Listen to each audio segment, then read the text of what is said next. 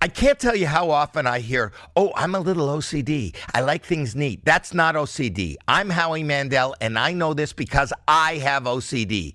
Actual OCD causes relentless, unwanted thoughts. What if I did something terrible and forgot? What if I'm a bad person? Why am I thinking this terrible thing? It makes you question absolutely everything, and you'll do anything to feel better. OCD is debilitating, but it's also highly treatable with the right kind of therapy. Regular talk therapy doesn't cut it. OCD needs specialized therapy. That's why I want to tell you about NoCD. NoCD is the world's largest virtual therapy provider for OCD. Their licensed therapists provide specialized therapy virtually, and it's covered by insurance for over 155 million Americans. If you think you might be struggling with OCD, visit nocd.com to schedule a free 15-minute call and learn more. That's nocd.com.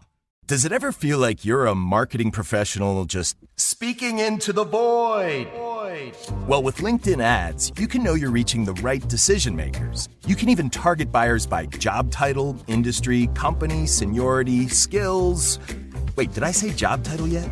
Get started today and see how you can avoid the void and reach the right buyers with LinkedIn ads. We'll even give you a $100 credit on your next campaign. Get started at linkedin.com/results. Terms and conditions apply. The Mattress Warehouse 4th of July sale is on. Save up to $1,200 store-wide on top brands you love. Shopping with a budget? Mattress Warehouse has got 40 different mattresses under $7.99. Upgrade your sleep with a free adjustable base with select mattress purchase. And don't miss their buy one, get one 50% off deal on bed gear, performance pillows, and sheets during Mattress Warehouse's 4th of July sale. Come in to find incredible deals on a huge selection of mattresses. Celebrate savings and better sleep only at Mattress Warehouse.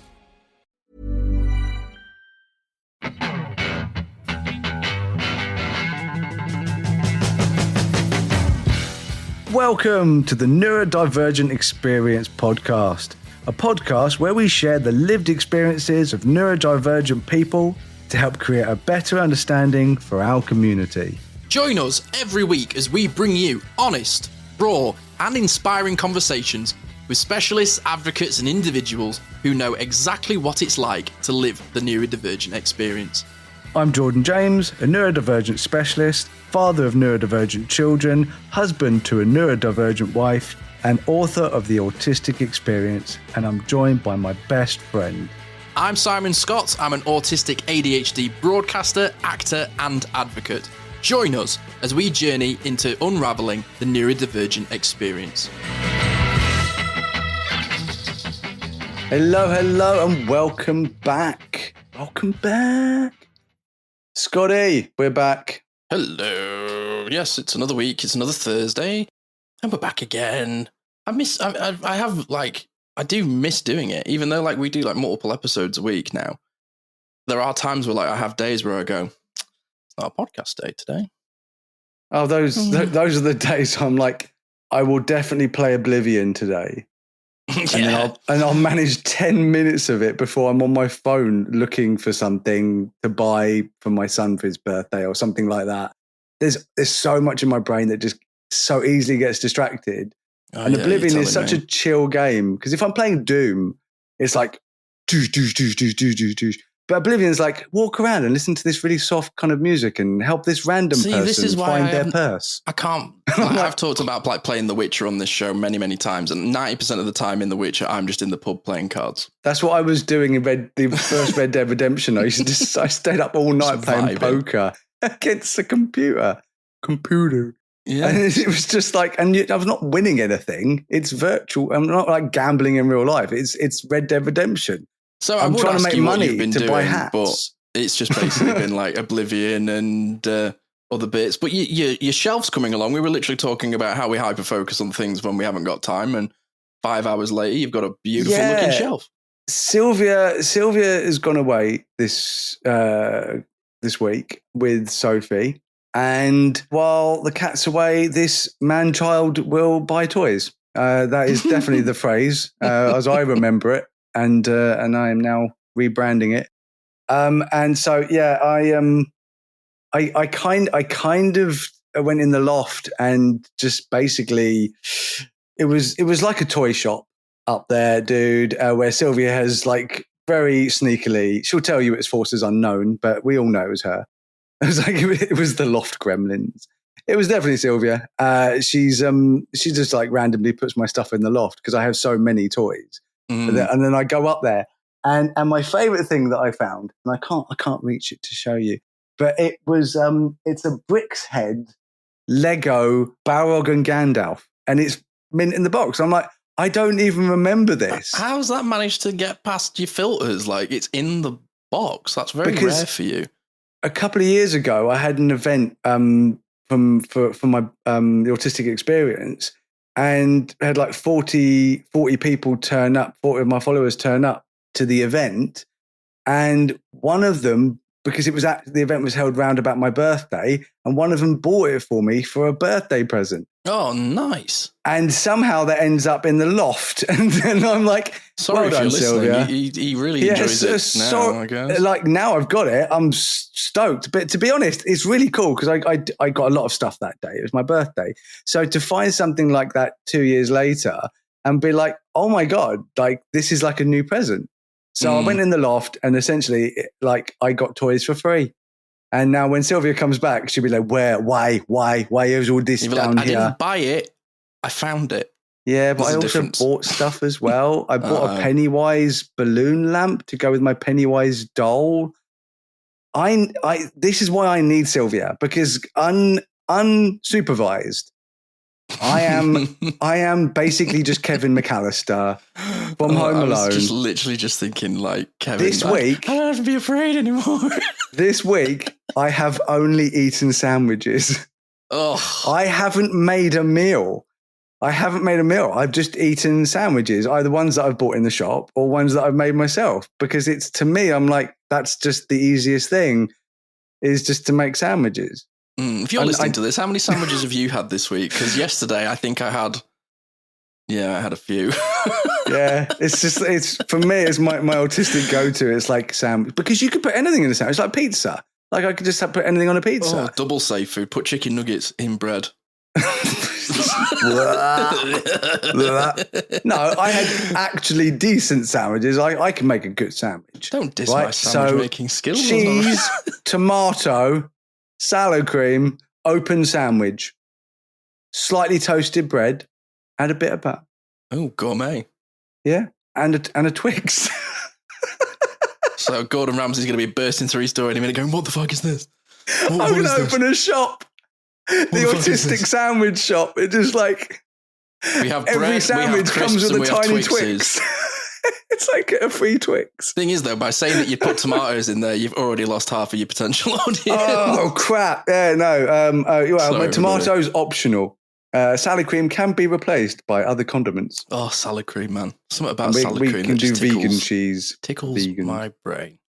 But anyway, what are we doing today? Oh, very good question. What are we doing today? Well, we are once again joined by the wonderful Ahsley Bentley, hypnotherapist, coach, and breathwork practitioner from Integrative Coaching.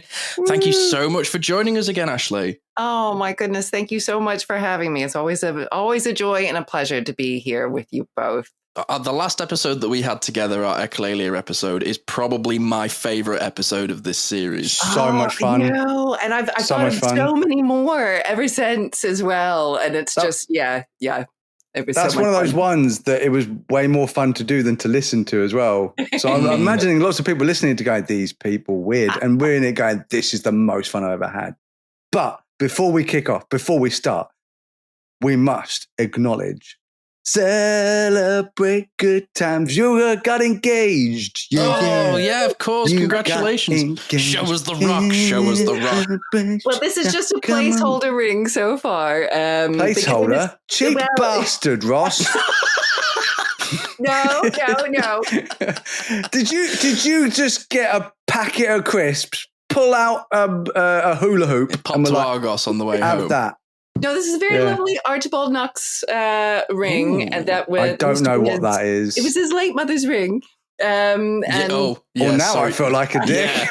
Yeah. Just I'm like I've got a ring up here. It's a one ring, and it was forged in Mount Doom, and this will be the ring that I will. If it was a Temu one, it'd be a 2 ring, but yeah, this official. This came from Hobbiton. No, it was. Thank you very much. It was completely unplanned, the engagement, which is why there wasn't a ring. But do you know, it's quite nice because that means I get to pick out the ring myself, which is quite nice. Yeah, no, you are going totally over, mate. I do not understand this. Because why are you getting a ring that you're not going to have as the wedding ring just because you... Yeah, see, Jordan, this is also why I haven't proposed officially, because Karis is like, I have to decide the ring. Nah, so but it's not for me to sort of decide that one. I guess is it? I'm not going to wear it. Really. If you spend more than 40 quid on a ring, I'm going to be very annoyed. Damn. I'd like you to find me a ring that isn't 40 quid. That Anyway, don't. Yeah. Anyway, that's. To be fair, this is my 7th wedding ring, and this one was the most expensive. It was £70. Oh yeah, and the reason I've had 7 is because the other 6 were so cheap that they basically just rusted and discoloured or gave me gangrene. So what's your thing with it, Ahsley? How come? So you the same with the autonomy thing? You have to sort of pick it yourself. I am, when it comes to jewelry, it's not a safe bet to try, and I never know what I'm going to like. So to expect somebody else to know what I'm going to like, even when I don't know what I want, I know what I want when I see it. And I think it would be a lot of pressure. May I suggest a one ring forged from the Mount Doom? Many men have died to bring you this. And when you put it on, and this is great for autistic people, you turn invisible. Except that one person that's just staring at you going, my ring. So perception sensitivity is not immune to the one ring, unfortunately. But this is also quite a good lead into our conversation today, because aren't we all so different? So we're still processing the working title, but essentially we're here to try and discuss today, kind of fun in a loose way, in how autistic women present differently to men.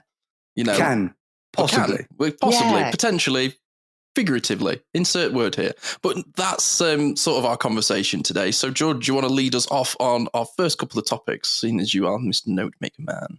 Yeah, so basically what I've put together is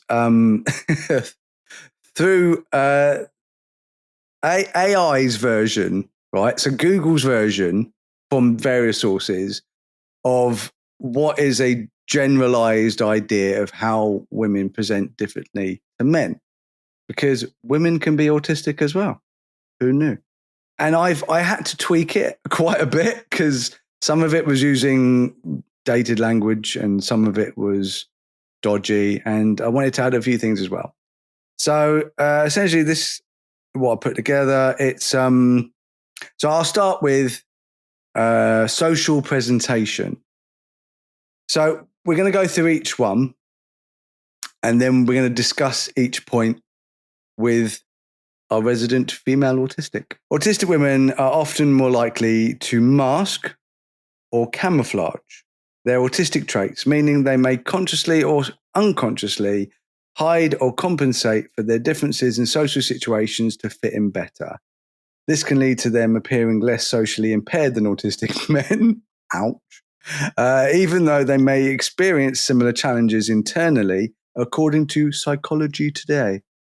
Autistic men may display more overt social difficulties and repetitive behaviors. This can also lead to women being people pleasers, becoming eager to not rock the boat. This can stem from a desire to avoid rejection or judgment, rather than an inherent need to please others. Yeah. And discuss. So what do you think about that? The social presentation of autism.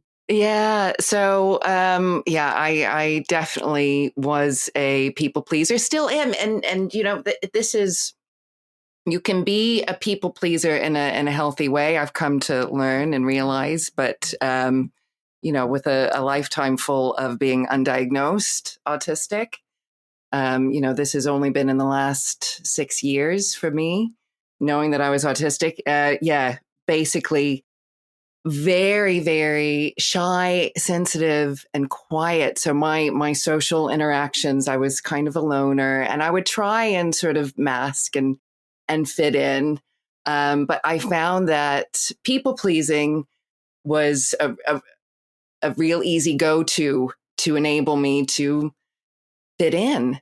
And so, yeah. And this is, I think, quite, I wish this is what was so, my view of autism, being autistic, was so outdated. And I know I've mentioned this before a number of times on the podcast, but it bears repeating, I think, because sometimes you don't know what you don't know. And I thought I knew, the typical traits of being autistic, meaning, sort of like expressionless face and not, DSM-5 style. Yeah. Not showing empathy. And it's like, well, I am the complete opposite of that. I'm so empathetic, almost to a fault sometimes. And so, incredibly expressive. So it just never even entered into my mind.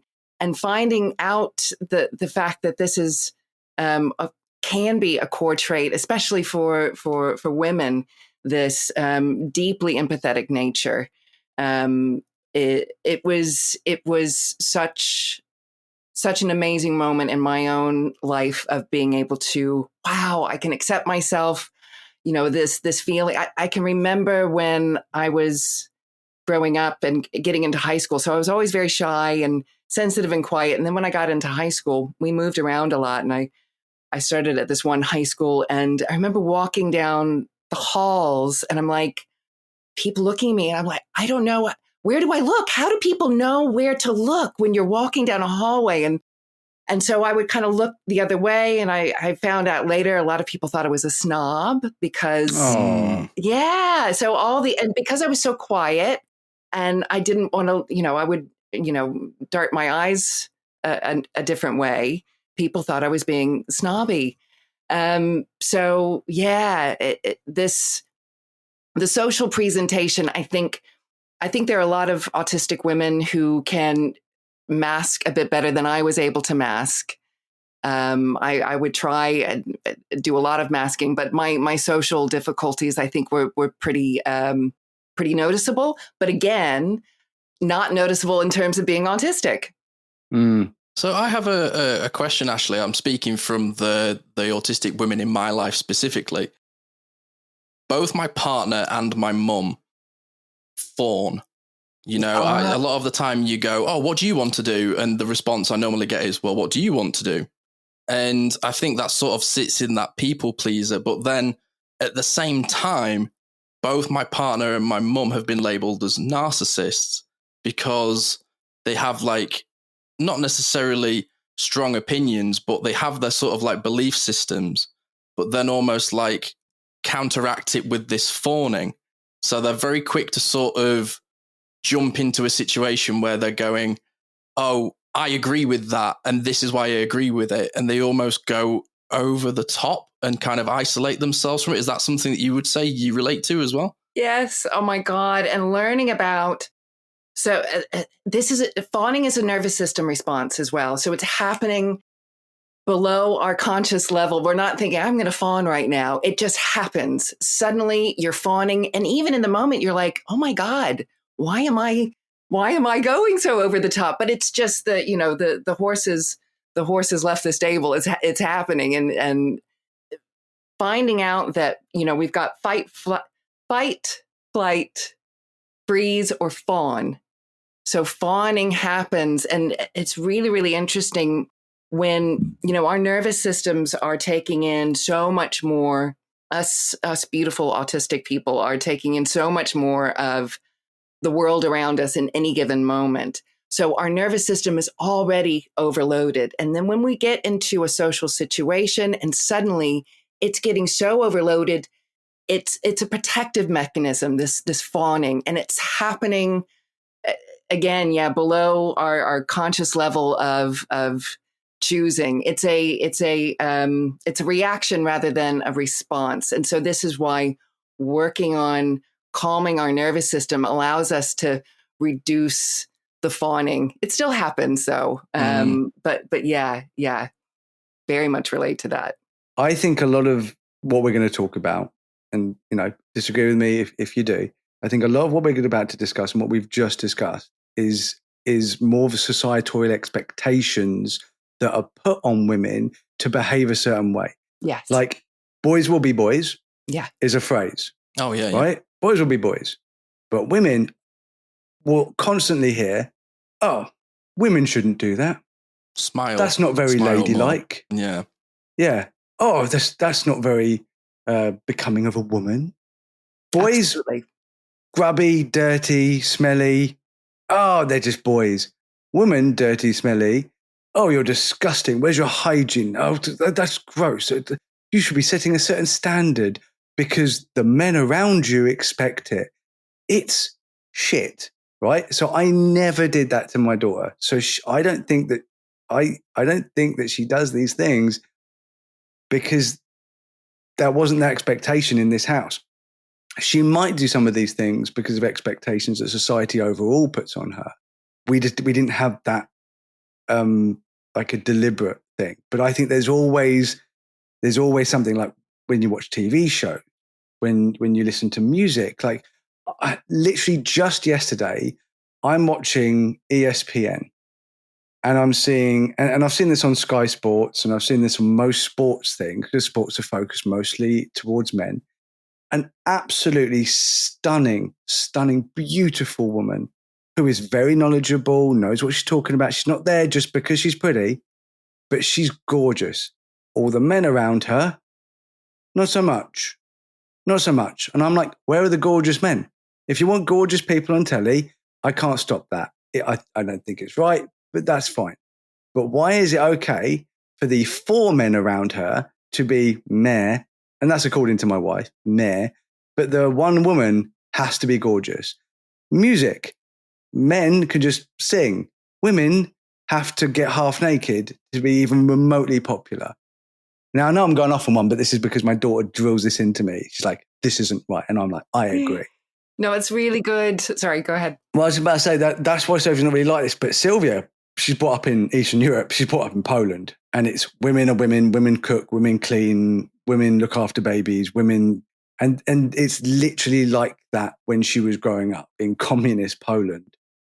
And it's very easy in our dynamic for her to go into that way and let me be the dominant man. But I need pushback. And I get to be, because of the privilege of being a white cis male. I recognize that privilege immediately. So I get to be dominant without people being like, slap the handcuffs on him or punch him on the head or string him up. I get to be the loud person in the room because I'm a white guy. It's simple as that. And I know that. Because of that, I don't take advantage of that. Like I said, this is unconscious. This is just my personality. Sylvia doesn't push back enough. And that's why I have so many toys. I'm just putting it out there. Just making my excuses for all the toys that I have. It's Sylvia's fault. So, yeah. I think you've made an interesting point there, Jordan, because you wouldn't necessarily say what you've described as autistic traits. You'd just go there like societal responses. Like something with my own partner, she has selective mutism. So when she goes into this sort of mute state, her face becomes very sort of neutral, and she will literally pick a spot and stare at the wall. Now, I recognize that as selective mutism. 90% of people recognize that as resting bitch face. Yes. Ouch. Yes. Yeah, that's not okay, is it? So a lot of people think my partner's really moody and hard to get to know and a bit offish when really she's just overstimulated. I mean, I'm sure you're nodding along, Ahsley. Is that reflective of your own experience? Well, it was like the whole thing of everybody thought I was a snob because, I wasn't making eye contact and I was very quiet and kept to myself. And really, I wanted so much to connect, but I just didn't know how. So it is. And I want to go back to what you said, Jordan, about how you've raised Sophie and how amazing that is. I wish, my family, I know my parents did the best they could with the awareness that they had. My dad, I'm convinced, undiagnosed autistic, his dad and his dad's dad as well. There was not a lot of cultivating your uniqueness in my household. It was very much, you've got to fit into this, appearances are everything. And you've got to fit into the neighbors might be talking. Yes. Yes. And so, that certainly didn't help. It really didn't help. It's like everything is so confusing. So you're just trying to figure things out, and you're trying to see, well, how am I supposed to be? And how can I be my unique self while I'm doing this? And you end up losing yourself. And so often, I mean, I experience this with a lot of clients. I have a lot of, women at middle age who haven't been officially diagnosed, but they're realizing that they likely are. And they're realizing, gosh, I have no idea who I am. I have spent my whole life masking and trying to please others that I actually have no idea who I am, what I want. Yes. And that's a really scary moment, but it is also, but it's a turning point, and it's a beautiful moment, and it can feel very unsettling, but it's one step at a time, figuring out who you are. Once the mask starts to come off. Yeah. And a lot of that stems from, your special interests and things that you get involved in, which I think is a good place for us to take a break. And when we come back, we'll look at the interests and activities and how they could potentially differ between autistic men and women.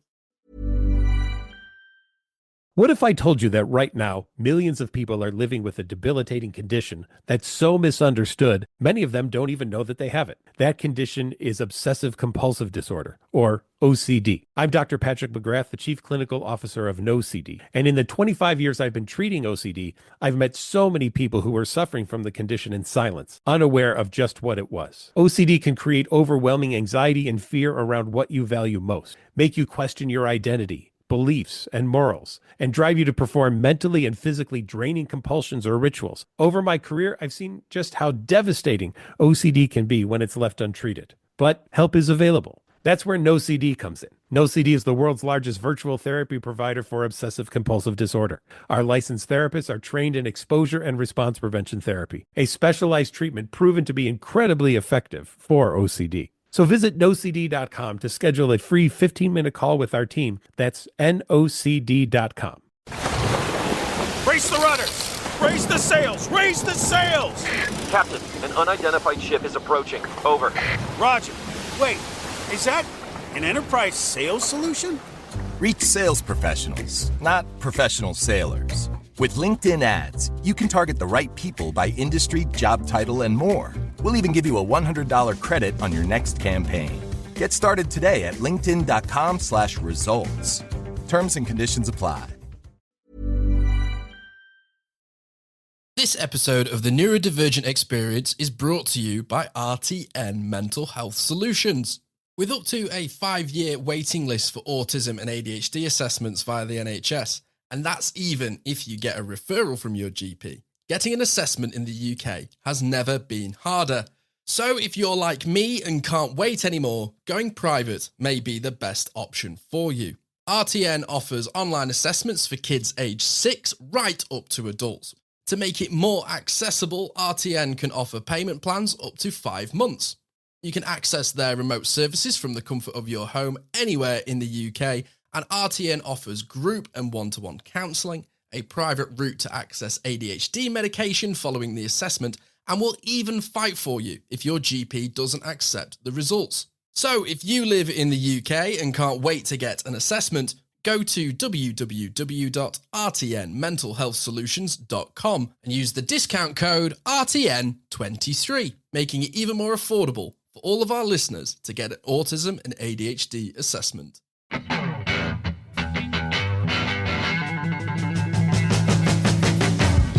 Welcome back to the Neurodivergent Experience. I'm Simon Scott, sat here with Jordan James, and resident in-house therapist, hypnotherapist, breathwork practitioner, all-round amazing human being, Ahsley Bentley.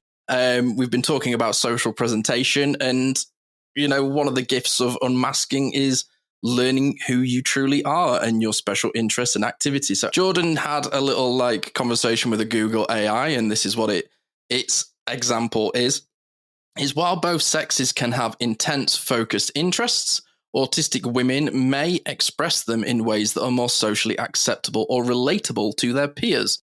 For example, they may have a passionate interest in a celebrity or a band that is also popular among their female friends, while autistic males might be more likely to have a specialized interest in a specific topic or object. What's your thoughts on that, Ahsley?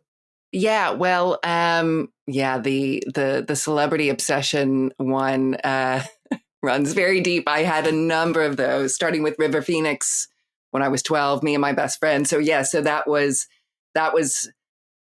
socially acceptable because, you know, young girls like, you know, teen heartthrobs. I mean, that's been going on and will continue to go on for ages and ages. So, but then that turned into slightly more heavy duty sort of once I got into my early 20s, and I was quite isolated in my early 20s. I didn't really have any friends. So that's when I went really, really heavy into being obsessed with different celebrities. I was also obsessed with Pink Floyd when I was a teenager. So music, again, that can be quite a socially acceptable sort of obsession, but it also, I think, especially once I got into my 20s, and I felt like I was having to hide it and everything, and then that leads to a lot of sort of shame and guilt, and it's like, what am I doing? What is this? So so it is interesting. So would the two of you, what sort of? I know, Jordan, your special interest definitely a lot of different video games. Is the celebrity thing not really a big thing for men? It depends on the man. It honestly depends. I think I can only talk from my own perspective and experiences. My partner is obsessed with pop stars. Mm. You know, she loves Chappell Roan. She loves Jade from Little Mix, specifically just Jade, not Little Mix as a whole. She loves Sabrina Carpenter, literally refers to Sabrina first name terms in our house like she lives next door. Whereas the celebrities that I like are associated with my special interest. They aren't necessarily the special interest. It's like one of my special interests is golf. So Tiger Woods, I have a really keen interest in. I really like the psychology of Arnold Palmer. But they're almost like subcultures of my special interest person. Yeah. What about you, Jordan? What would you say? That's such a fucking clever way of putting that, dude. Like, the person isn't my special interest, but they're associated with my special interest. So they are adjacent to my special interest. Yeah. That rather than them being the fuck, that's brilliant. I've never thought about it like that. And it's like, absolutely. Like, my special interest, everyone, like, yeah, video games and movies and South Park. But my main special interest is evolution. And within evolution, one of my favorite people, and I know that I'm not unique to this, he's a very popular man, is David Attenborough.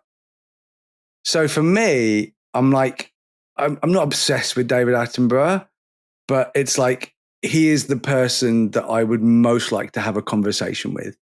Him and Richard Dawkins, the late Christopher Hitchens, maybe, those, and Charles Darwin and Eddie Izzard. Just because. Yes, that was one of my impressions. and my surrogate fathers, Matt and Trey, the creators of South Park. But I'm not like, oh, I want to know what Matt and Trey are doing this week. I want to buy a magazine and see what they're wearing, or like, what have they said? Or if somebody sends me a video and go, oh, guess what Matt said? I'm like, cool. I don't think I've ever felt like that. Even with Michael Jordan, I would love to meet Michael Jordan just so I've met Michael Jordan. I've got some questions to ask him, but I don't obsess over Michael Jordan. Like, what's Michael Jordan doing this week? Or what's Michael Jordan? I have no idea. So it's definitely like what you said. It's like, I have a lot of respect or admiration for the people adjacent to my special interest, simply because I want to talk to them about my special interest. Yeah. It's like, I have an audience. Like the sharing of information. Yeah. Cause I have found like my deepest special interest is music. My partner's is the same. So you were mentioning Pink Floyd, right, Ashley? It's like I could talk about The Wall, or I could talk about like the creation of, just all of their albums. But whenever I sort of like discuss music with my partner, Karis, like we'll use Sabrina Carpenter as an example. I'm interested in how the album is made, the songs, the lyrics, the sort of like imagery that it creates, and like the overall sort of like world. Whereas she's interested in the creator of that world. So it would almost like be if I was really interested in Lord of the Rings, I would imagine, just knowing my partner, just talking from this perspective, that she would potentially have more of an interest in Tolkien than she would in the world of Lord of the Rings. Yeah, possibly. And I don't know if that's because women tend to really emotionally connect very deeply with one another and an interpersonal relationship. So maybe it makes sense that we're diving deep into the actual people involved in our special interests rather than just the special interests. And I mean, I suppose, yeah, if you're looking at music as one thing, I mean, again, it was so like Pink Floyd as a perfect example. I like anything. So not just the band members, but anything involved with Pink Floyd, like even some of the band members had some solo albums that, and this was a long time ago before the internet or anything like that. And going into record shops, and I would buy all these albums, even though a lot of them were unlistenable. I would still listen to them. Anything that had the slightest connection to them, I had to have, and I had to know about it, and I had to bring it into my world. Yeah, it is very interesting, isn't it? It's almost paradoxical, I think, with autistic women, because, and I think this is a lot of men as well, that we are individual thinkers. We're bottleneck thinkers. We are count all the trees before we'll call it a wood. Right? That's how we think. But at the same time, we want to be part of the herd so badly, we end up mimicking. So we copy other people to the point where we're not individual thinkers. And I think that's such an interesting thing. It's like, I wonder how many of these women wouldn't be so obsessed with celebrities or a person or a band or something like that if they hadn't seen all the other girls around them do the same, and they're just doing it because they want to fit in. And I speak about this because it happened to me, that I loved basketball when I was a kid. It was my world. I had Shaq written in the back of my head and was sent home from school. It was shaved into the back of my head. No, I'm just imagining. True story. I loved basketball so much when I was a kid, but I got bullied so badly I had to leave the school that I was at. And when I went to a new school, I was so scared of getting bullied again. And everyone was like, football, football, football, football, football, football, football. And I was like, I better say football as well, I guess. Football, me too, football. And I had a fleeting interest in football because, I'd watch international games and like, we're a Chelsea family. I was born near Stamford Bridge. Chelsea was in my family. But I'm basketball. I was basketball till I die. The only blue that I was wearing was the blue of Orlando Magic. I loved it. But everyone was like, football, football, football. And I was like, yeah, football, football, football. And football ended up becoming my obsession. I ended up getting a Chelsea tattoo, which I've covered up. Don't you? It's weird. Yeah. But I can pinpoint the exact moment with a group of guys and they were like, oh, so what are you into? And I so badly wanted to say basketball, but I was so scared. They were like, oh, that's a stupid American sport. No. And I was like, oh, yeah, football, mate. Yeah, I'm in Chelsea. And all my accent changed as well. I was like, hello, lads. And they were like, oh, football, innit? Yeah. Because I changed my accent depending on who I'm around as well. Mm. Because we're such mimics, but we're so individual, but we're so got the herd mentality just so we can fit in, just so we're not left out, because that's my biggest fear when I was a kid, was being left out. That it's such a split. I literally felt like Two-Face. I was split personality down the middle. And it wasn't a mask for me. It was half a mask and then half, because everyone could see the real me, but I was trying to hide the real me. And it was just so tiring. And it's like, what do you agree with that, Ahsley? Like from your perspective? Well, funnily enough, going back to Pink Floyd, I will freely admit, when I first started listening to Pink Floyd, I think it was like 14, my brother had The Wall and Dark Side of the Moon. And I was at this point where I was like, I am so desperate to be cool. I want to be cool. I just really, really want to be cool. All right. What are the cool kids listening to? Pink Floyd. Okay, right. Let's do this. And yeah, so I nailed it, is what you're saying. The first time I listened to them, it wasn't like, oh, this is it. It took a while. And actually what it was what ended up happening, very similar to your football. I started listening to the lyrics, and, they're very sort of, it's Roger Waters mainly very upset about his dad being killed in the war when he was a baby, which it's totally can't relate to, but I could relate to this angst, this deep sadness that he had, and this confusion and this anger. And I was like, yes, somebody else out there knows how I'm feeling. It's a completely different reason why. But suddenly this thing that I was trying to just be cool, I want to be into Pink Floyd. Suddenly it's like, holy crap, this is everything. And then the obsession became really, really deep. Yeah. So yeah. Exactly. Yeah, exactly that. I mean, I've got so many Chelsea shirts. I've been to Chelsea parades, and and I am a Chelsea fan. My son's Chelsea fan, but I just nowadays I got back into basketball. I stopped masking, and I forgot all about the reasons I got into football in the first place. And I just went, this doesn't really interest me anymore. It's not like, oh, I hate football. I don't. I'm kind of indifferent about it now because I love basketball. I'm back to who I really was. I've dropped the mask.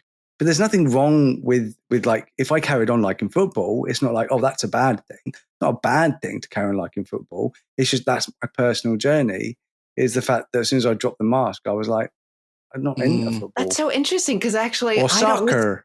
I don't listen to Pink Floyd anymore. They will always have a very special place in my heart, but I never listen to them. Yeah, see, I was exactly the same, Ahsley. Is like, I have always been a new metal, punk rock, emo kid. And when I was 18, I started dating a girl who was an indie girl. And I have Arctic Monkeys tattoos now. I don't listen to them anymore.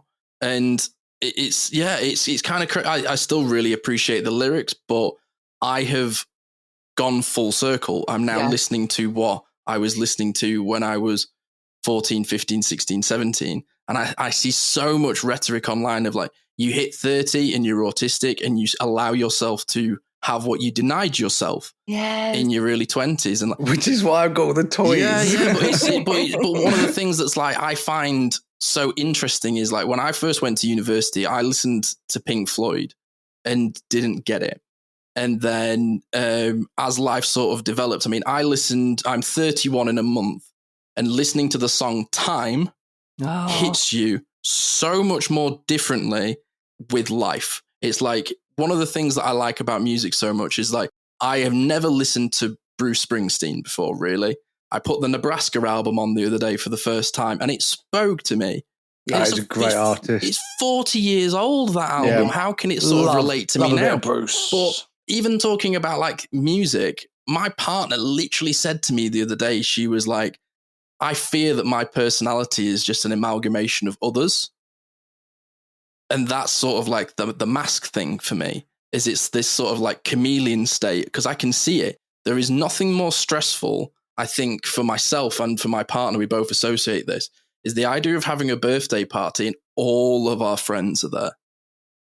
Because you're trying to be all the different people at once. Yes. And it's exhausting. Yes. And I really sort of see it with my partner specifically, just because of like, and we'll get on to sort of like the repetitive behaviors in a moment, but I can see her really trying to sort of create a connection with people that are around her, whether it's like men or women. It's like she really likes Star Wars, and people will talk about Marvel, and she only really likes one character from Marvel, which is Scarlet Witch. But as soon as somebody talks about it, it's like she's allowed herself in the conversation. Not necessarily that people let her in, but she almost goes, oh, I can speak with authority in this. I'm not going to embarrass myself. And the mask comes down a bit. But I do feel like a lot of the autistic women in my life are in a chameleon state. They just seem to sort of navigate and flow. And then when they, especially like my mum and my partner, Caris, when they're on their own, they almost have like a hard reset and have to really think about what makes them happy again. It doesn't come to them naturally. They have to really think about it and commit to it and go, oh, this does bring me joy, and I'm going to do it. Whereas I find I hide what brings me joy from people and just kind of float and ghost. Whereas it's like, it's like I take things away to socialize, whereas my partner or the female people in my life put things on to socialize. Does that make sense? Yeah, there's a great saying, is it state or trait? And and that can be used in a lot of different ways, but I think it can relate to that. You know, is this something that actually is, so the trait thing would be, is this something that is actually me, or am I in a state where I feel like I need to embody whatever this is? So is it state or trait? And sometimes it can feel very confusing. Is this me, this authentic me in this moment, or am I masking? What it goes back to this whole what do I actually want? What do I actually enjoy? It can be very confusing sometimes, but I think this is where the ultimate sort of self-compassion comes in, and that really, really helps to sort of bring the overwhelm down, and then I think we can look at ourselves with a much more non-judgmental lens. But it can be difficult. Absolutely. Before we go to another break, Jordan, repetitive behaviors. Do you want to read the line that Google spat out, and we'll discuss this before we're taking a little break? So repetitive behaviours, autistic males may exhibit more visible repetitive behaviours like hand flapping or toe walking, whereas autistic females may internalise these behaviours more due to the high pressure women and girls are put under to behave a certain ladylike way. I added that bit because the Google thing was insulting. So I was like, I will change that because there's still a lot of insulting language out there. But essentially, when it spat that out, I was like, I don't know if, like, I can absolutely understand and see that is a female versus male sort of representation, because obviously, let me be clear, I think that it's not that we are different. We're all autistic. It's just when let's say that myself and Sylvia, my wife, we have exactly the same traits, like pound for pound. It's never going to happen. That's literally impossible. But let's say we do pound for pound, exactly the same traits, behaviors, whatever you want to call them. We will absolutely present them differently based on social expectations, like 100%. And I know this because of the ones that we do have very much in common, and that is stimming. Stimming is a huge one. I will jump up and down in the middle of Tesco. Like, no problem. I don't care. Right? Not a problem. I'll spin around in Tesco. The little dance. Somebody thought I was drunk once, and I was like, I'm working on it. That's why I'm in Tesco. So, where is the alcohol, my friend? So, if you see me now, wait till you see me after a couple of shandies. I'm a raver. Oh. But yeah, so but Sylvia, she stims at home. She just does. And I'm like, you're stimming. She's like, that's not stimming. I'm like, it's just like you're sitting there like tapping your body all over. Like, you're stimming. But she will not do it in public. She just won't. And it's sad. It's sad. Like, she just won't. She won't want to feel out of place. So yeah, Ahsley, is that, can you relate? I definitely can. And I mean, a lot of my sort of, so my earliest stim, which I still do, is I sort of, I pierce the middle of my palms with my nails. And that's an easy one that I can do that nobody knows that I'm doing it. I can do it out in public.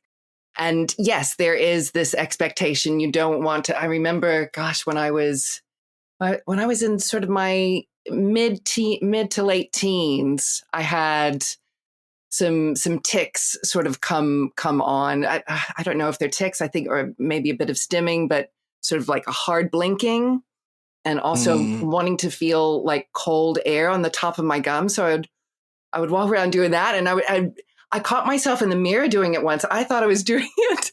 I thought you couldn't see me doing it, and then I caught myself in the mirror doing it. I was like, oh my God, that looks ridiculous. But yet they were already very hardwired, and the hard blinking thing. So I was in a very difficult time in sort of my teens and early 20s. So as much as I wanted them to go away in public, it just wasn't happening. And I worked very hard to reduce the hard blinking and the air bit and some other bits.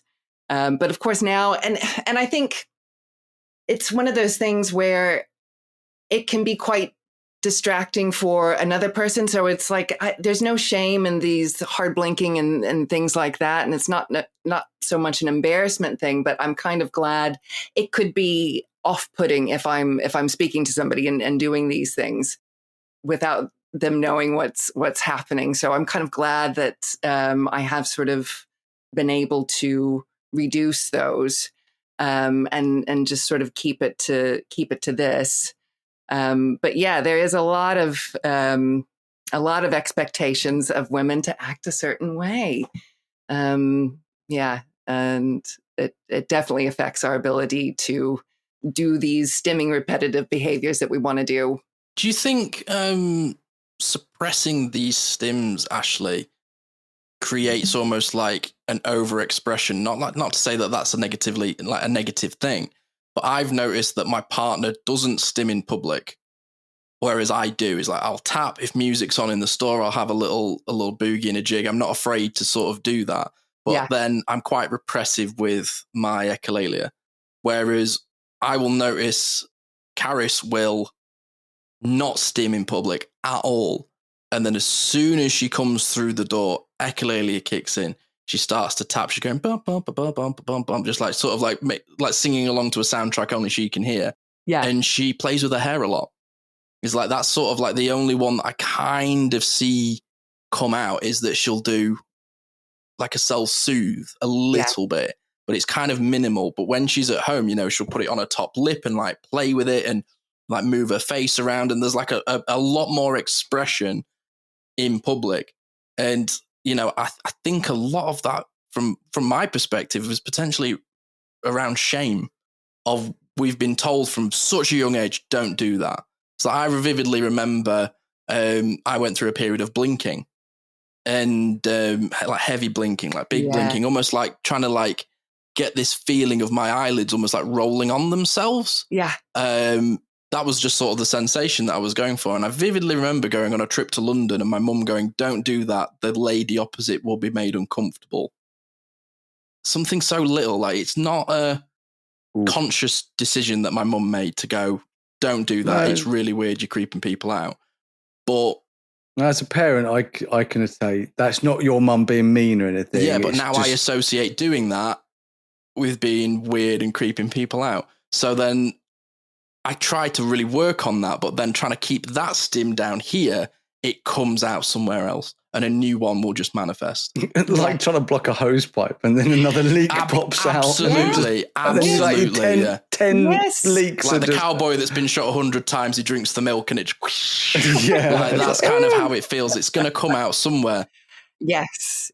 And that will be the case with anything that we're trying to suppress in our life. It will find its way out somehow. So it's a real difficult one. I remember when I first started to do the hard blinking, it's so funny the memories that really stick into your mind. I remember being in high school and there was another guy in class and we were all sort of sitting around talking and I noticed him do the hard blinking. Now, I don't think I'd ever seen anybody else do it. I thought it was, unique to me. And suddenly I saw him do it. And immediately I thought, I know that he's nervous. I can tell that he is uncomfortable. He's giving his game away. So when I do this, I'm giving the game away. And people might know what's really going on inside. And suddenly it's like, we can't let people know what's going on inside. Oh, no. These really, it's really, really interesting how these memories and the shame and the just sort of, no, can't make anybody uncomfortable. You can't show what's really going on inside. All of these messages that we get. And again, our parents are trying so hard they want so much for us to have an amazing life. And they think they're, the best intentions a lot of the times for these sort of things, like with your mom on the train there. But it does lead to these toxic feelings of I can't show what's really going on inside. And if I do, then there's a lot of shame attached to that. And yeah, undoing all of that as we get older it's a process. There's so many layers to really removing the mask. Absolutely. Yeah. Just quickly, we can go for a break, but just quickly, do you think that you will ever be completely unmasked, and just be able to we're going to the Lake District in September. We'll meeting up, and I'm going to set a little homework that when we go to Keswick, I want you and I to just dance up the street, stim away. Let's do it. Right, we're gonna and we might even record it and be like, I love it. Stim away. It. Well, one of my favorite things to do, because I'm surrounded by farmland, there's a lane in front of my house that just only goes to the farmer's house. So there's never anybody there. And my favorite thing to do is to go for a walk and just let my ridiculous freak flag fly. Every now and again, I do a little turn, just randomly. I'm just like a little Michael Jackson, ow, just randomly. And sometimes I've got the dog on the lead and I get myself caught up in the dog's lead. I'm like, oh crap. Yeah, see, I have a little arm swing, I'm listening to Curtis Mayfield on the Soul Train. I just sort of have a little disco boogie arm to myself.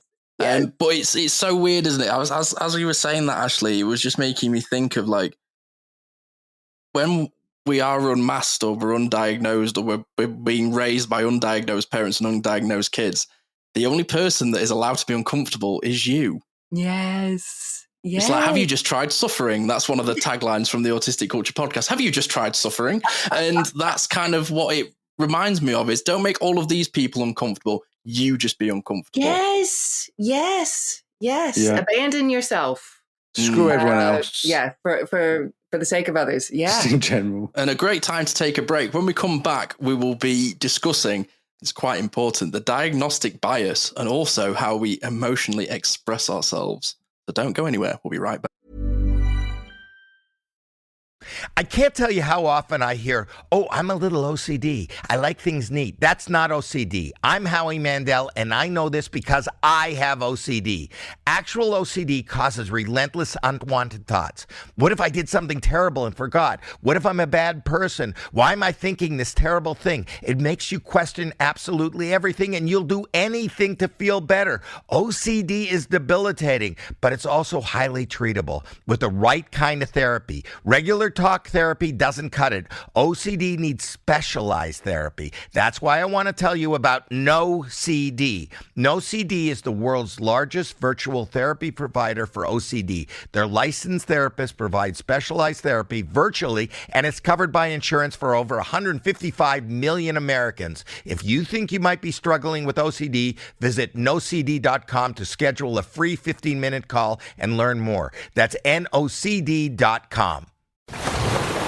Brace the rudders! Raise the sails! Raise the sails!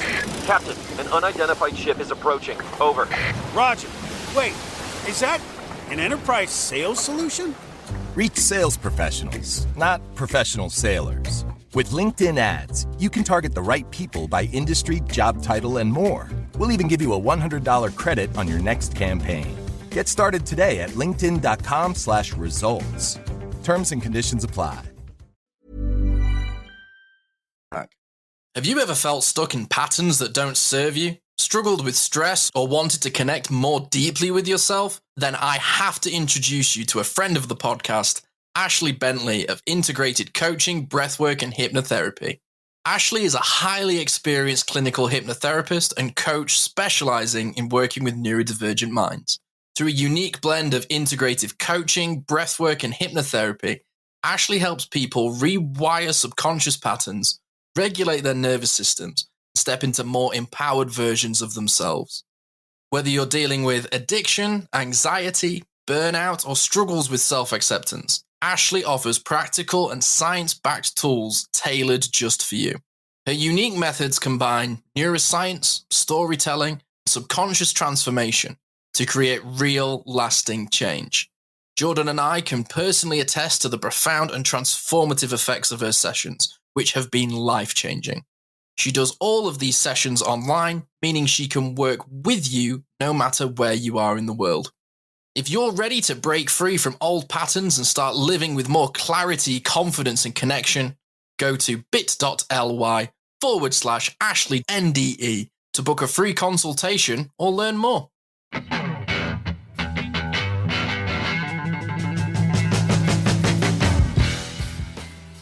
And we're back. Oh. Yeah. Welcome back to the Neurodivergent Experience podcast. I am Jordan James. And this is why I don't do this often. Oh my God. It's just, I'm tired. Like, this is like, it's spoon burning, isn't it? Yeah, it's spoon burning. And we will leave this in, because it's the reality of Jordan not having enough sleep. Help me. Okay, so emotional expression. Thank you. Yeah, you're okay. So on our little Google doc of asking Google what autistic women do, apparently autistic women may internalize their emotions more, leading to a higher prevalence of anxiety and depression, while autistic men may exhibit more externalized mental health issue behavior. I had to edit that one as well, because they went, it said behavioral problems, and I'm like, fuck off. What? No, that's a bad AI. Bad AI. You know what? Just quickly, a lot of this I was really impressed with, the fact that AI has obviously gone into the world and picked out bits, and a lot of it was really good. And I'm like, that actually kind of gives me hope for the future of the rhetoric of talking about autism, is that it wasn't damaged, broken, Autism's diseased. Bad. It's bad. Wasn't, it's bad, okay. It wasn't any of that. It was actually, there was only like a few little things here. I was like, oh, but that's because I'm very fussy. But most of it, I was like, damn, like if somebody didn't know about autism at all, and this is what they looked at without my edits, that's actually really helpful.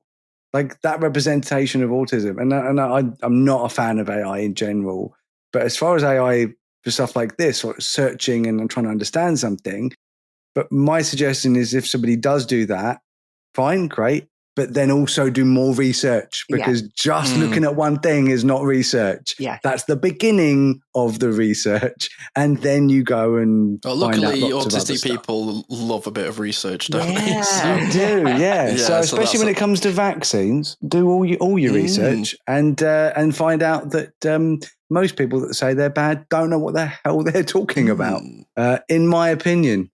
Yes. But yeah, anyway. Emotional expression. Internalize your emotions. Would you say you do that, Ahsley, or would you say, because when I think about the autistic women in my life, they aren't great internalizers, I'll be honest. Not that that's a bad thing, they just don't. Yeah, I wanted so much to be able to internalize, because it was very not helpful in my family dynamic. My dad had and I understand this whole dynamic so much more now.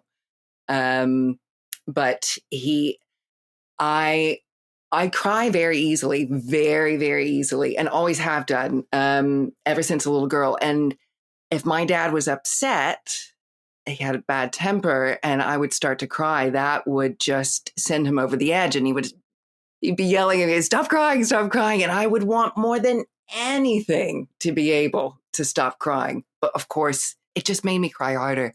But I know a lot of people who grew up in similar situations, and they were able to internalize and shut down and just really take it all inside. So it's very interesting how some people are able to do, some children, because this happens at a very early age. Some people are able to do that. I wasn't able to do that, and that's kind of stayed with me my whole life. It's been a bit of I have such a different relationship with it now, which is really, really beautiful. I know that it's so much better to express your emotions than to internalize them, but it wasn't very helpful, especially when I used to work in an office, crying at work. Oh my God. It was like, no. Nothing worse, is there? And you could feel it coming on. It's like, don't do it, Ahsley, don't do it. And of course, the horse has left the stable again. It's like, no, it's happening. It is happening. You're crying at work, and it's so embarrassing. And so I do know that this is something that some women are able to do, but it sounds like, Simon, the women and the autistic women in your life, similar to me, very, very expressive with their emotions, aren't able to internalize. And I would also say I am very like that. I really struggle to internalize my emotions. I have a face that comes with subtitles. If I'm down. My mum always used to say she could tell if I'd had a good day or a bad day by how I walked across the playground to the car. Wow, yeah. She could just see the exact sort of day that I'd had. And a lot of my signs of burnout is mutism. So I've always been somebody who's been quite open about talking about their feelings. It's come through counseling and through, work, but I'm more than happy to talk about when I'm not feeling okay. I try to normalize it with people around me. I also try to be the change you want to see in men, because there is this sort of, by being a tough guy and not talking about it is a weakness in my opinion.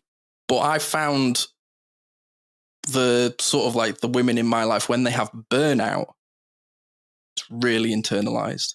Whereas it's sort of in the moment, I see a lot of emotional irregulation.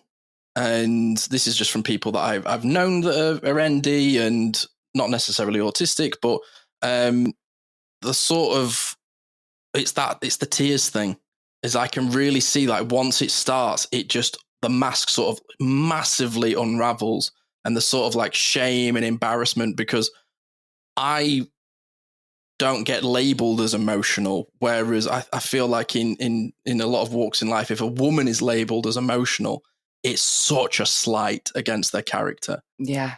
Yeah, it is. It is. And of course, as we were saying before, the more you try and push it down, the more it's just, Oh yeah, Jordan calls it like the Coke bottle sort of effect. It's like the shake and the lids on it, and you can just see it's going to go bang. Yes. Yeah, I mean, how do you find that, Jordan? Obviously, your wife, your daughter, sort of, how would you say they express their emotions? Do you feel like one's quite internal, one's expressive? What's your sort of take? See, I mean, I tend to agree with this, despite the fact that your guys' experience is different to what this information was saying, and I kind of feel like that's true, which is kind of the opposite to how most people would think, and so a lot of people will be like, oh, women are very emotional, they will cry in public, they will, tell people about their feelings, and it's like that's not what's not happening. I think with autistic women, it's if they have an issue with something, if they have a problem with something, if they feel like they want to fly off the handle, and it's that societal expectation. So once again, they will mask, they will hold that back, which is probably why a lot of the time it just ends up coming out and crying. Because what I've noticed with my daughter is that instead of having a violent meltdown, she will feel it, but because she won't express it violently, it has to come out. Like we were saying about like the leaks, it has to come out. So and she's stoic faced, and there's just tears pouring down her face, and she's showing no emotion to the tears. It's just that's literally the tears leaving her body is like, the anger coming out from the meltdown, but it's coming out as tears. Whereas for me in the past, with the problems I had, it came out with me like punching myself or punching a wall or throwing, a controller and stuff that I very, very rarely do now because I understand myself better. But for me, that's how it came out. It was very expressive. And once again, it's because I have that privilege of the fact that, I can get away with stuff like that. And it's safer to do it, isn't it? It is. It's much safer for me to do it as a white male to have a negative reaction and go, oh, bloody things, and because most people are always having a bad day. That's just Jesus. Yeah, he's a bit unhinged, but yeah, don't worry, he's a good guy. He's just he's got some problems. You've nailed that. He's a good guy, but yeah. But if it's a woman, it's like, oh, she crazy, mate. Oh yeah, don't go near her. Oh, she's crazy. She expresses her feelings and loses her temper and screams at people randomly. Yeah. And I'm like, well, if a guy does that, that's just, oh, he's a bit aggressive, but he'll calm down once you've given him a Snickers bar. But if a woman does that, it's, oh, she's mental, or even worse. And I have heard this in a toxic male environment, and it makes me sick. And I don't even want to say it, but it's, oh, she's on her period. Yes. Oh, fuck. Yeah. One of the things that you've kind of nailed there, John, is like I've had friends like in university or like walks of life where they're dating a man's dating a girl, or a guy that I know is dating a girl, and his behavior is really problematic, non-committal, kind of aggressive, very immature. As soon as like the girl in the relationship has bit back, oh, she's psycho, mate. Don't want to deal with her. Yeah. Yeah, don't fuck crazy. Yeah. Oh, it's so disgusting. Yeah, but it's so interesting how like we seem to have these sorts of societal acceptances. And I think that's one of the things as well about just being a neurodivergent person in general is we do question the norm. We are game changers. We're going, why do we have to do it this way?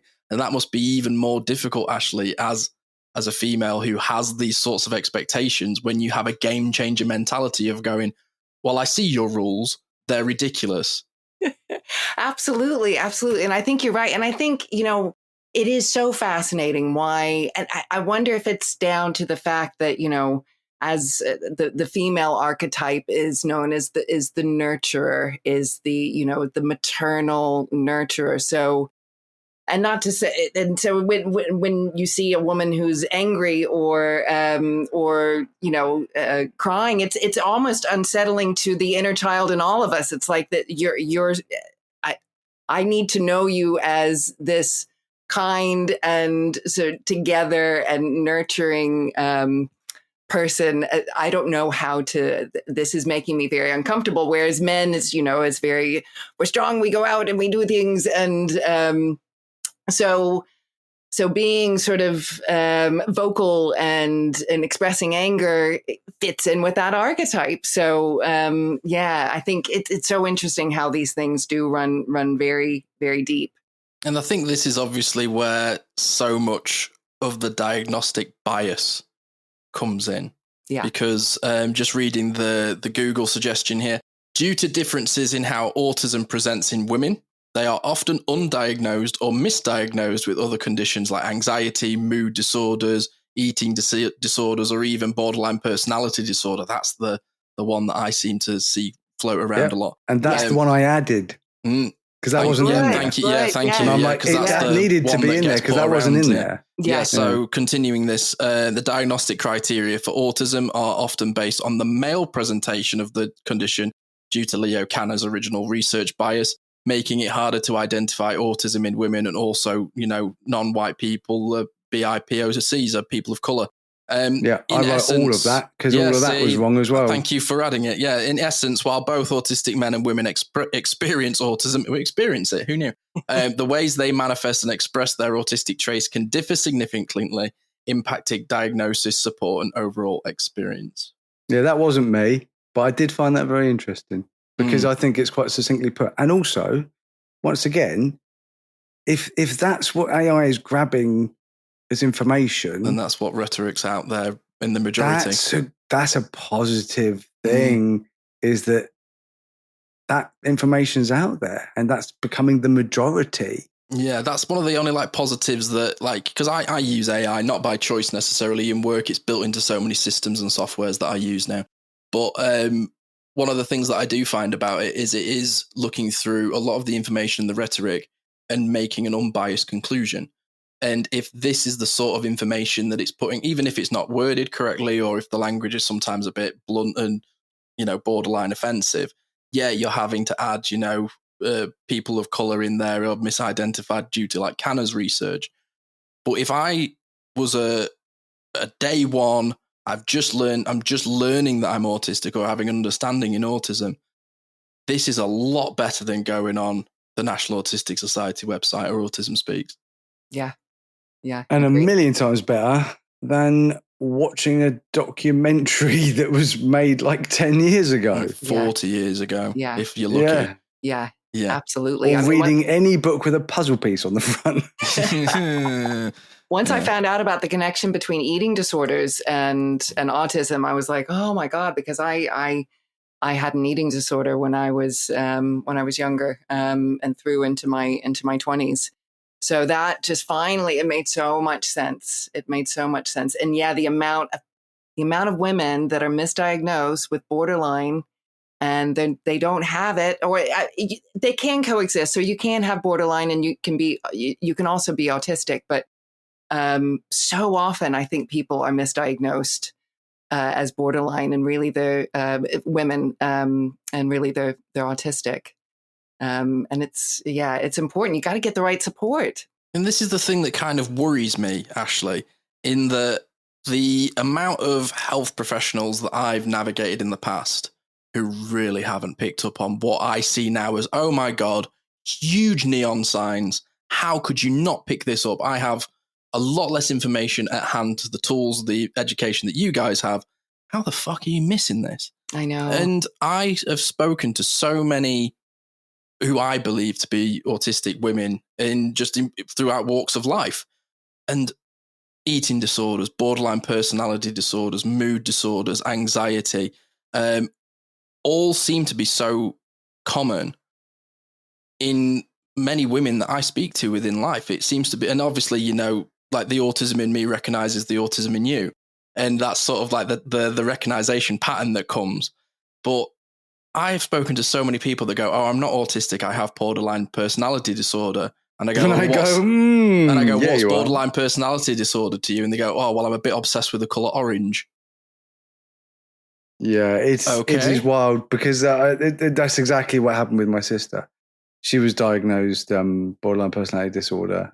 And then after I got diagnosed autistic, and then after I did all the research and become a specialist, even though she has a doctorate of psychiatry, and before that she had a psychology degree, but because she was learning from books, she was learning from the current rhetoric, she was learning from the perspective of this is the information we know, so this is the information you will learn in order to pass your exams and become a doctor. Whereas I could just be a free thinker.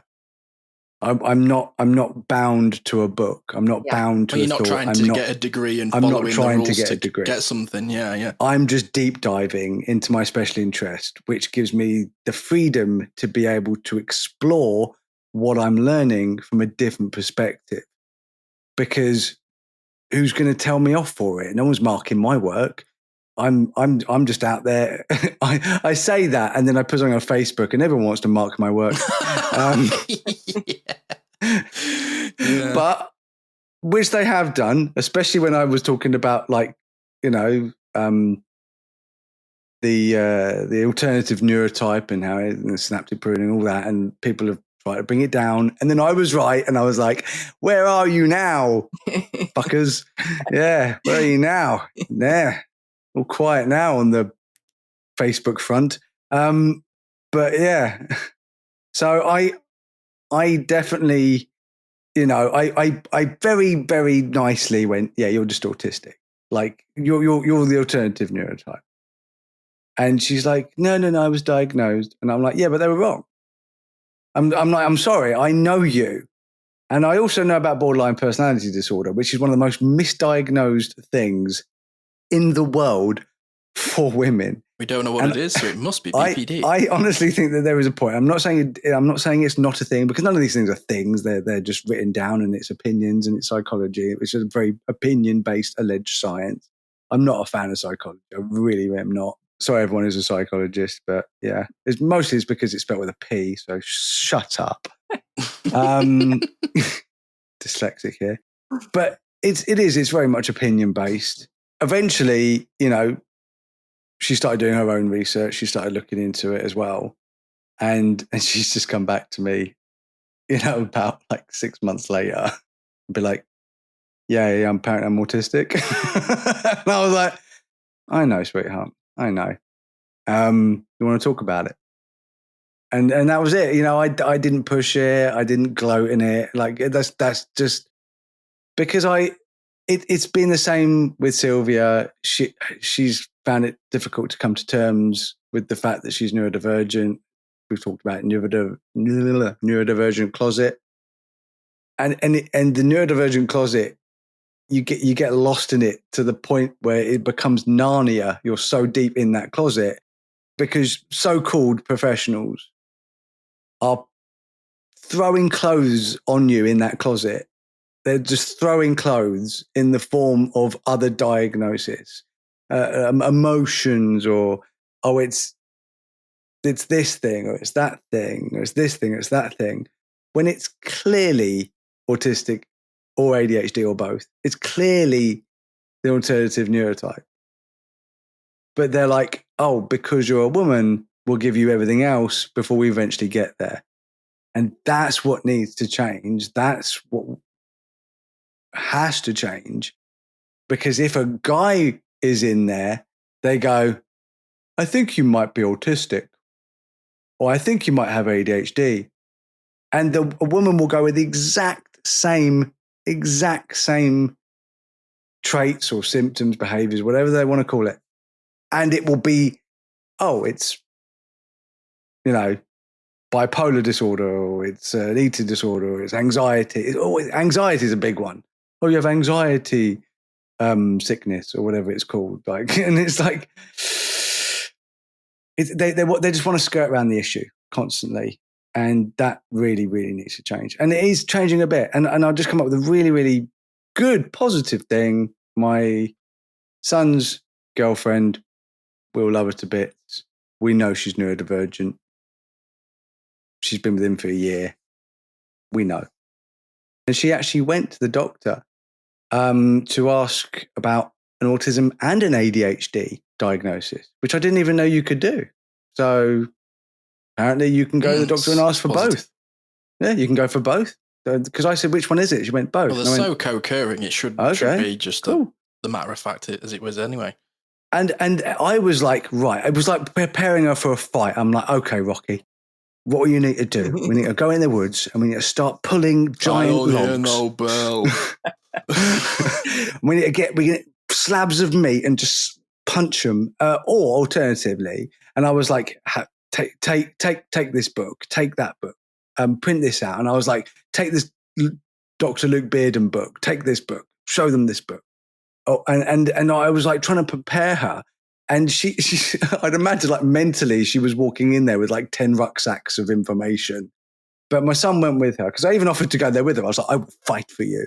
And it's like, no, Simon will do it. And I'm like, and then I'm starting to prepare Simon. I'm like, okay, Rocky, but I'll prepare you now. They had it. They got it. They went in there and they just said their thing. They didn't need to show all the information. And straight away, the doctor took her seriously and put her through for an autism and ADHD diagnosis. And I was like, well, for once, I have something good to say on this podcast about the diagnostic process. So, yay, I guess. Yeah. Should we end on that positive note? Because that is a bit of a win, isn't it? I've just now got the image of your son now standing on the top of the ring going, autism, instead of Adrian. As much as I want to finish, I really, really wanted to ask Ahsley. Yeah, sure. What was your experience when you went for a diagnosis? Well, it was very interesting because it's even though the Isle of Man has the NHS, it's separate from the UK NHS. They work together in some ways, but it's a complicated system. So when I started to realize, oh gosh, I might be autistic, I got in touch and I knew what I had heard was that there was a long waiting list. And I thought, that's fine. Let's just get myself on the waiting list. And so I got in touch with the mental health team at the NHS here and had a call back. And I remember very distinctly having this phone conversation. It was early part of 2020. So COVID was going on. So it was a phone consultation, and the guy was asking, all sorts of questions. And he was like, right. So he was like, yeah, I can't put you on the waiting list. And I was like, why? He was like, well, you're not in the middle of a mental health crisis. I said, so that's the only way I can get put on the list, even, is if I'm in the middle of having a mental health crisis. And he said, yeah. So that is changing now. They are, they're actively working on changing that right now. But I was just totally just deflated. I was like, well, where the hell do I go now? So I had to pursue it in my own way. I had to go private. So it's not very easy, but it is, here we are 5 years later, and, things are changing rapidly, which is good to see. So hopefully, people's ability to get properly assessed and diagnosed will just get easier and easier as we move on. Yeah, I'd be really interested to see the numbers, actually, to see if the percentage of women who get diagnosed privately compared to men, and especially adults as well, compared to kids.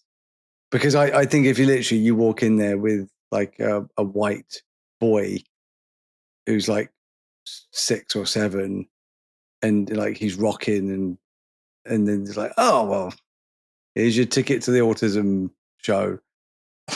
But if you're a middle-aged woman who's hello, my name's Jennifer, and I think I might be autistic. And they go, yeah, I don't think you know what you're talking about, love.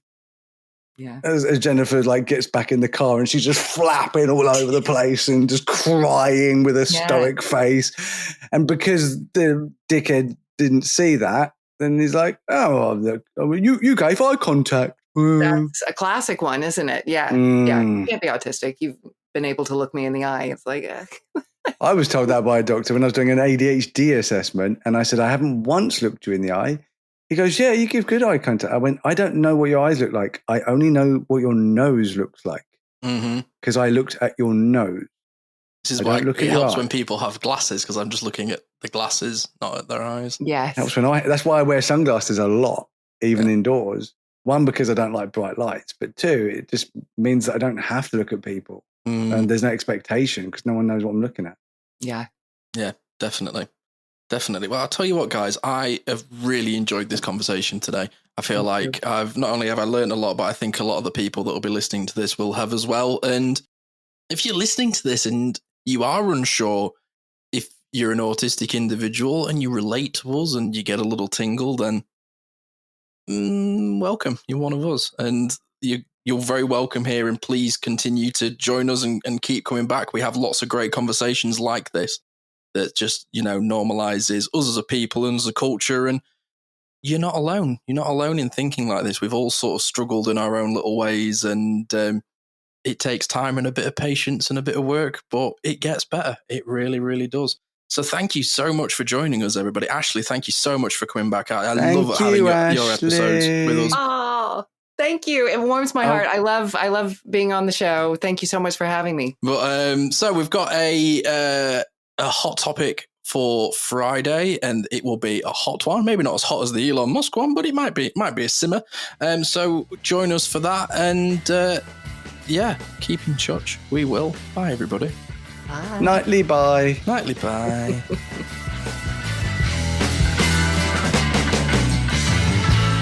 Thanks for tuning in to the Neurodivergent Experience. We hope today's episode sparked something for you, whether it's a new idea, a bit of validation, or just a moment of connection. Remember, new episodes are every week, so be sure to join us for the next one for more conversations and insights into the neurodivergent experience. If you've enjoyed this podcast, help us grow. You can do that by rating and reviewing this show. Your support makes a huge difference in helping us reach more people who could benefit from these conversations. You can connect with us on social media. Find us on Instagram, Facebook, TikTok. Just search for the Neurodivergent Experience. Thank you again for listening. And until next time, take care of yourself. You're not alone in this journey.